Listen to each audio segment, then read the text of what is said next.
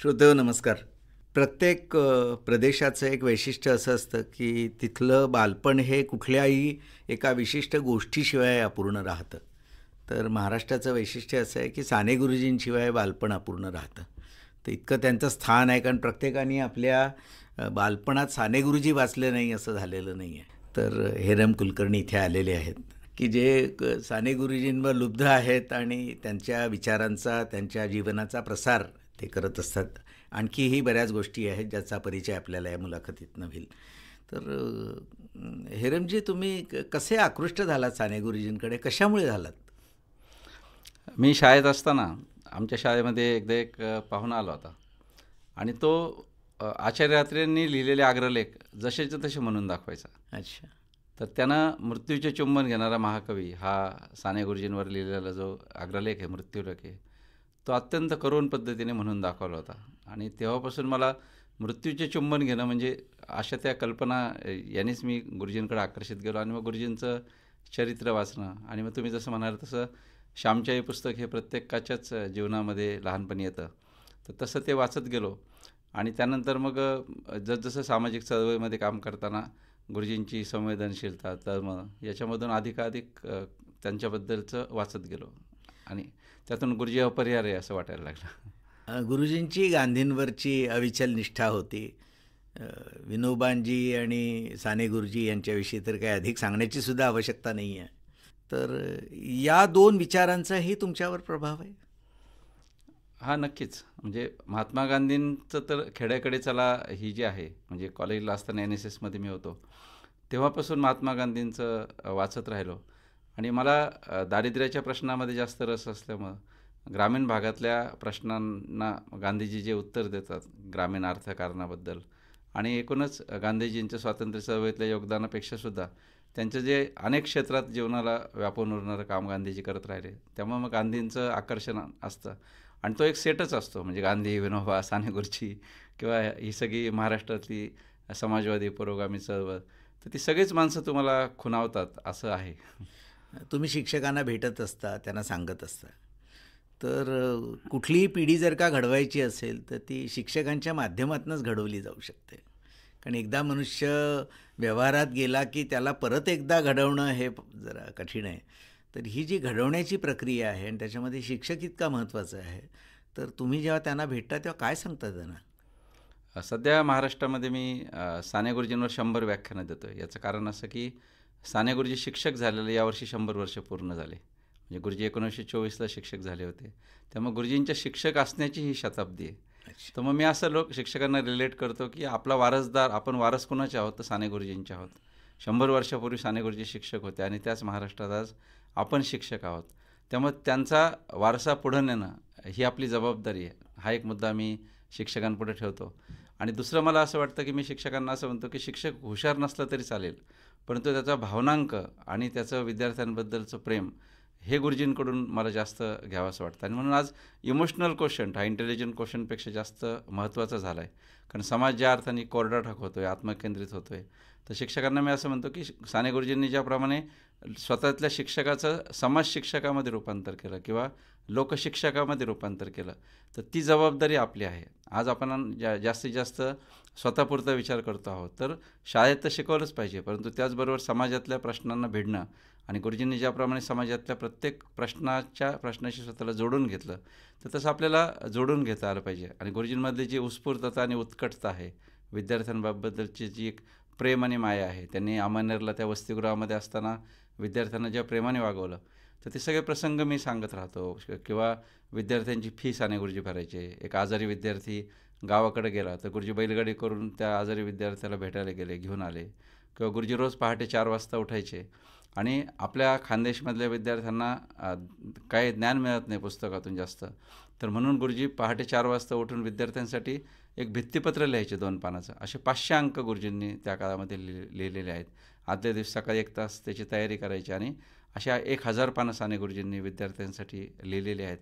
आणि विद्यार्थ्यांचे गुरुजी कपडे धुवायचे, गुरुजी अंथरुणं काढायचे. किंवा ते विद्यार्थी जेव्हा गुरुजींना म्हणायचे की गुरुजी तुम्ही हे का करताय सगळं, तर गुरुजी म्हणायचे तुम्ही घरी गेल्यावर हे कोण करतं, तुमची आई करते की नाही, तर मला पण तुमची आईच समजा.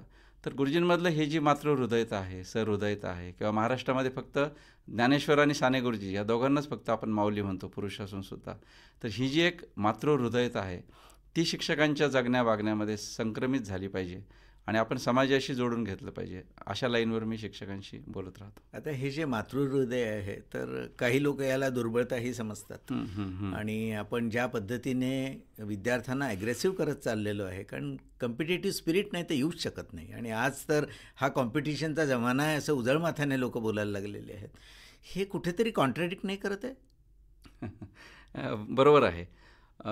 मला असं वाटतं की याच्याबाबत दोघं जणांनी उत्तर दिले आहेत. पु ल देशपांडे असं म्हटले होते साने गुरुजींबद्दल की साने गुरुजी रडत होते तर साने गुरुजींना काही बायको मिळत नव्हती का नोकरी मिळत नव्हती म्हणून साने गुरुजी रडत नव्हते का?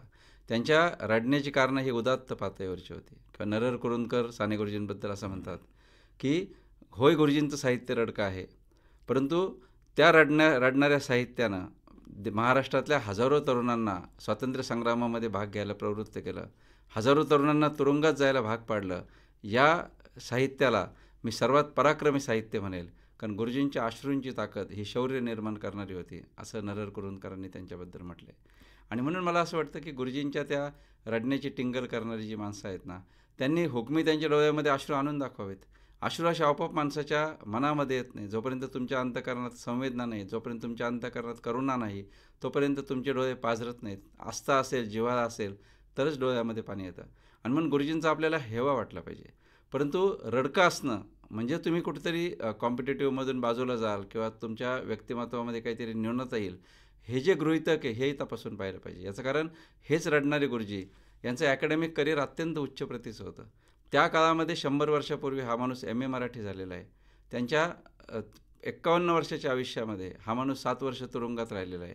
आणि उरलेल्या आयुष्यामध्ये या माणसाने जी पुस्तकं लिहिली त्याची संख्या 115 आहे आणि अजून 35 पुस्तकं प्रसिद्ध व्हायची आहेत.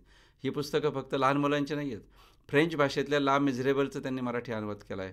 तमिळ भाषेतल्या कुरल नावाच्या महाकाव्याचा मराठी अनुवाद केला आहे. रवींद्रनाथ टागोरांच्या साधना पुस्तकाचा बंगालीतून अनुवाद केला आहे. गुजरातीमधून गिजूभाई बदेकांच्या एका पुस्तकाचा अनुवाद केला आहे. विनोबा भावेंची प्रवचनं जसेच्या तसे त्यांनी लिहून घेतलेली आहेत. महात्मा गांधींच्या इंग्रजीमधल्या अनेक लेखांचं मराठीमध्ये भाषांतर केले. 17 पुस्तकं या माणसाची अनुवादित आहेत. The history of human race सारखा ग्रंथ असेल किंवा पाश्चिमात्य तत्त्वज्ञानाची ओळख सारखा ग्रंथ असेल, इस्लाम संस्कृतीसारखा ग्रंथ असेल. आणि म्हणून ॲकॅडमिक करिअर त्या माणसाचं प्रचंड मोठं आहे. परंतु महाराष्ट्रामध्ये झालं काय की साने गुरुजी म्हणजे श्यामची आई त्यांची मरते, साने गुरुजी रडतात आणि साने गुरुजीने आत्महत्या केली. एवढ्या 2 बिंदूंवर आम्ही साने गुरुजींना संपवलं. परंतु हा जो माणूस किती ॲकॅडेमिशियन होता, हा माणूस संपादक होता, हा माणूस पत्रकार होता, हा माणूस भारताला जोडणारा होता, हा उत्तम स्टोरी टेलर होता, हा स्वातंत्र्य सैनिक होता, पंढरपूरचं मंदिर मुक्त करणारा हा समाजसुधारक होता. ही जी गुरुजींची सगळी रूपं आहेत, हा कवी होता, ही सगळी रूपं झाकली गेली. आणि म्हणून मला असं वाटतं की गुरुजी रडणारे नक्कीच होते, परंतु व्यासपीठावरचे गुरुजी आणि खाली असणारे जे जनतेत असणारे गुरुजी खूप वेगळे होते. गुरुजी आग ओकणारे होते. म्हणजे सरकारने शिक्षकांनी राजकारणात भाग घेऊ नये असं 49 साली पत्र काढलं तर गुरुजींनी स्टेजवर जाऊन पोलिसांना सांगितलं होतं की मी सरकारने काढलेले पत्र फाडतोय, मला अटक करा. मला सांगा हे धाडस रडणाऱ्या माणसामध्ये येतं? आणि म्हणून एकाच वेळी करुणामय असणं आणि एकाच वेळी प्रेममय असणं आणि एकाच वेळी कर्तृत्ववान असणं यात विसंगती नाही आहे असं मला वाटतं. म्हणजे संवेदनशील असणं वेगळं आहे आणि दुर्बळ असणं वेगळं आहे. एक्झॅक्टली, अगदी बरोबर तुम्ही. तर आपण बऱ्याच वेळेला 2 याच्यात कन्फ्यूज करतो. येस. तुम्ही शिक्षकांकडे ज्या वेळेला जाता तर एक गोष्ट अशी आहे की समोरचा विद्यार्थीही बदलला आहे, तर त्याच्याही कुठेतरी प्रतिक्रिया येतात शिक्षकांकडनं? नक्कीच येतात. की शिक्षकांचं म्हणणं असं आहे की या कोविडनंतर विद्यार्थ्यांची एकाग्रता कमी झालेली आहे. विद्यार्थ्यांचं डिस्ट्रॅक्शन वाढलेलं आहे. मोबाईल आल्यामुळं ते रील्स बघत बसतात. किंवा आता मी सुद्धा काही शाळा कॉलेजमध्ये व्याख्यानं दिली साने गुरुजींवरची, तर मलाही ते जाणवतं की विद्यार्थ्यांकडून आपण जो प्रतिसाद गृहीत धरतो तसा तो येत नाही. म्हणजे आपण करून बोलताना किंवा त्यांची एकाग्रताच नाही आहे, ते एकमेकाकडे पाहत राहतात किंवा कोरे आहेत बरेचसे की त्यांना नेमकं या सगळ्या महापुरुषांचा काय नेमका रिलिव्हन्स आहे याच्याबद्दल फारसं माहीत नाही असं वाटत राहतं. पण मला असं वाटतं की हे जे बदल आहेत मुलांमधले हे पकडायला आपण कमी पडतो आहोत, म्हणजे पालक पण आणि आपण शिक्षक पण. तर त्यासाठी मी असा मार्ग त्या सगळ्या व्याख्यानात सांगतो की साने गुरुजी एका ठिकाणी असं म्हणतात की माझ्या पिरियडमध्ये मी रोज 5 मिनटं विद्यार्थ्यांशी बोलणार आहे. कारण हा प्रॉब्लेम साने गुरुजींनाही जाणवत होता. त्यांनी एका ठिकाणी असं म्हटलं आहे की मी जेव्हा विद्यार्थ्यांशी सामाजिक प्रश्नांवर बोलतो तर त्यावेळी माझे विद्यार्थी माझ्याकडे लक्ष देत नाही, त्यांना त्यात रुची वाटत नाही. 100 वर्षापूर्वी गुरुजी लिहितात. म्हणजे 2024 ने 1924 प्रॉब्लेम हेच प्रॉब्लेम होते. हेच होते. पण मग गुरुजी पुढे असं म्हणतात, की पण त्याला मीच जबाबदार नाही का? म्हणजे गुरुजींची अकाउंटेबिलिटी बघा, स्वतःला जबाबदार धरतात. ते Yes. म्हणतात, की मीच त्याला जबाबदार आहे ना, कारण मुलांना सामाजिक राजकीय प्रश्नांची गोडीच मी लावलेली नाही. आणि म्हणून गुरुजी म्हणतात, की इथून पुढे माझ्या प्रत्येक तासातली 5 मिनिटं मी विद्यार्थ्यांशी सामाजिक प्रश्नांवर बोलणार आहे. आणि त्यापासून प्रेरणा घेऊन मी ज्या शाळेमध्ये मुख्याध्यापक होतो, तिथे मागच्या वर्षी मी शेवटी गप्पांचा तास सुरू केला, की त्या तासात मुलांशी फक्त गप्पा मारायच्या. आणि मग ते गप्पांचे आम्ही 45 विषय काढले. आणि मग मी शिक्षकांना असं अपील करतो, की ऑफ तास असतात, त्या ऑफ तासाला आपण मुलांशी इतर विषयावर बोलू. आणि मुलांच्या जाणीवा विकसित करणं, वेगवेगळ्या सामाजिक मुद्द्यांवर बोलणं, हे सगळं मुलांना आपण समजावून सांगितलं पाहिजे ना. कारण शिक्षण हे आजूबाजूच्या समाजापासून वेगळं नाही काढता येत. काल समजा मुख्यमंत्र्यांची निवड झाली, तर हे मुख्यमंत्रीपद काय नेमकं, कशा पद्धतीनं हे सगळं तयार होतं, हे स्ट्रक्चर काय लोकशाहीचं, निवडणुका काय, हे सगळं विद्यार्थ्यांशी बोलायला पाहिजे ना आपण. कारण समाज आणि राजकारण हे सगळं सुद्धा विद्यार्थ्यांना फेस करायचे बाहेरच्या जीवनामध्ये. आणि म्हणून 2 धडे कमी शिकवले तरी चालतील, पण सामाजिक राजकीय प्रश्नांवर मुलांना आपण त्यांची समज विकसित करणं आणि त्यांचा भावनांक विकसित होण्यासाठी गाणं म्हणणं, गोष्टी सांगणं, ह्या गोष्टी आपण करायला पाहिजे. तरच ही मुलं पुन्हा वळणावर येतील, अन्यथा ती टेक्नोसेवेमध्ये हे होतील. आता मला अनेक जण असं विचारतात, की मग आज तर सगळा टेक्नॉलॉजीचा जमाना आहे, काय ते साने गुरुजींचं तुम्ही घेऊन बसले. तर मी त्यांना असं उत्तर देतो, की जोपर्यंत प्रेम आणि करुणा ही मूल्य तुम्हाला कॉम्प्युटरवरून डाउनलोड करता येत नाहीत, तोपर्यंत साने गुरुजींना पर्याय नाही. आजचा जो पालक आहे तर मार्कांच्या मागे आहे आणि मार्कांशिवाय काही आपल्या मुलाचं कल्याण नाही हे कन्व्हिन्स्ड आहे पूर्ण तो. तर हा जो पालक आहे हा अशा गप्पा मारू देतो वर्गात? कदाचित तेही त्याला आक्षेप घेतील, परंतु माझ्या शाळेत तर मला तसा काही अनुभव आला नाही. पण मला असं वाटतं, की काम आपल्याला पालकांवरच करावं लागणार आहे, की पालकांना आपण विकसित केलं पाहिजे. म्हणजे जसं आपण काउन्सिलिंग जे आज प्री वेडिंग काउन्सिलिंग म्हणतो, तसं पालकत्वाचं काउन्सिलिंगसुद्धा आपण केलं पाहिजे. कारण ते मूल वाढवणं ही फार अवघड गोष्ट आहे. आणि त्यासाठी मला मग श्यामची आई फार महत्त्वाची वाटते. अच्छा. हां, म्हणजे मध्यंतरी मागे मी एक लेख लिहिला होता, की श्यामच्या आईचं आज काय करायचं, असा एक माझा लेख होता आणि तो प्रचंड व्हायरल झाला. तर मी त्या लेखात असं म्हटलं होतं, की ती श्यामची आई एका छोट्या खेड्यामध्ये राहणारी, फार शिकलेली नाही, पण आज कोणत्या मंत्र्याची किंवा कोणत्याही अधिकाऱ्याची ती आई नव्हती. पण आज संपूर्ण महाराष्ट्र तिला पोचतो. याचं कारण असं, की त्या श्यामच्या आईनं पूर्ण महाराष्ट्राची, तुम्ही जसं सुरुवातीला म्हटलं तसं 3-4 पिढ्या ढवळून काढल्यात. तर मला तिचं सामर्थ्य वाटतं, की ती संवादी आहे. ती सातत्याने त्याच्या मुलाशी बोलत राहते. तिच्या ज्या काही समजुती आहे, तिची जी काही आकलन आहे, त्याच्या आधारे ती श्यामवर सक्तीच्या भाषेमध्ये बोलत नाही. तर त्याच्यामधला आत्मसन्मान जागा करते. त्याला सातत्यानं ती प्रत्येक गोष्ट समजून सांगते. तिला जे जे समजेल ते त्या भाषेमध्ये ती सांगते. ती आग्रही नाही आहे, ती फक्त सांगते आणि सोडून देते, सांगते आणि सोडून देते आणि स्वतःच्या जगण्यातून आणि कष्टातून श्यामला घडवते. मला असं वाटतं, की आज पालकांचा संवाद मुलांशी बंद झालेला आहे. आज फक्त सुखांचा मारा करून आपली जबाबदारी संपली असं पालकांना वाटत राहतं आणि त्यामधून तुमची मुलं काय करतात हे तुमच्यापर्यंत पोहोचत नाही. श्यामच्या प्रत्येक मुद्द्यावर त्या मुलाशी सारखी संवादी राहते. तर मला वाटतं, की आजच्या काळात जर हा जर संवाद वाढला तर मग पालक नक्कीच या अशा गोष्टींना प्रतिसाद देतील असं मला वाटतं. खूपच छान. आणि मला असं वाटतं, की या सगळ्या संवेदना जागा करणाऱ्या या सगळ्या गोष्टी आहेत. तर या जाग्या होवोत. कारण शिक्षक हा खरं तर सगळ्यात मोठी आशा आहे, की कारण त्याच्याकडेच विद्यार्थी बघतो आणि असं म्हटलं जातं, की student first loves the teacher and then the subject.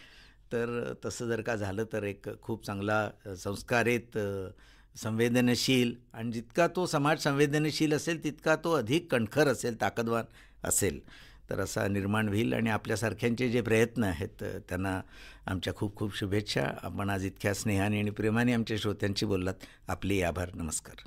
धन्यवाद.